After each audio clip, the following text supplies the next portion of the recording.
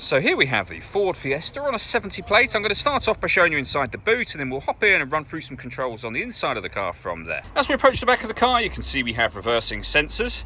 Plenty of boot space as well, along with that 60/40 split folding rear seat, should you wish to increase this space even further.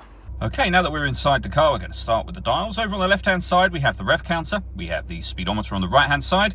In the middle at the bottom, the fuel gauge and coolant temperature gauges. And above that, the main trip computer, which includes the total miles of this car. They're 5,393. Also in that section, we have a digital readout for the speedometer. You can change the information displayed there. So we can have trip computer, settings, our telephone, audio and navigation menus. And then back around to the beginning again. And the buttons that I was using to do that are just here. We then have stereo and phone controls on that side as well. Stereo controls continue on the left, along with cruise control and speed limiter as well. Over in the center, we then have the touchscreen for the car. So up on here, you can access your satellite navigation, of course.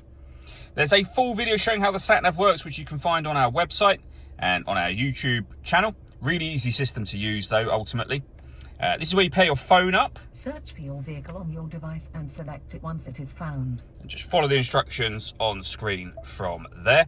And in terms of our music options in the car, we have got radio, of course, DAB, FM and AM radio. Bluetooth audio, so you can stream your music wirelessly as well as making and receiving phone calls. This car also has two separate USB inputs, so if you plug devices into those, they'll appear up here as further options for you. Working our way down, we have the air conditioning, so you can adjust the fan speed, the temperature, and the direction you'd like the air to be distributed in. The air conditioning is on at the minute, so that's off, back on again. You can recirculate the air that's in the car. That's a great way of heating it up or cooling it down quickly depending on the temperature you set just here. And then underneath that, we've got heated driver's seat with 3 different heat settings. Same for the passenger side. We've also got a heated front screen to go with a heated rear screen and a heated steering wheel as well. We have a 12-volt charging socket, one of the 2 USB inputs I mentioned, a 6-speed manual gearbox as well. And then down the bottom here, you can change various settings. So you can turn off the stop and start.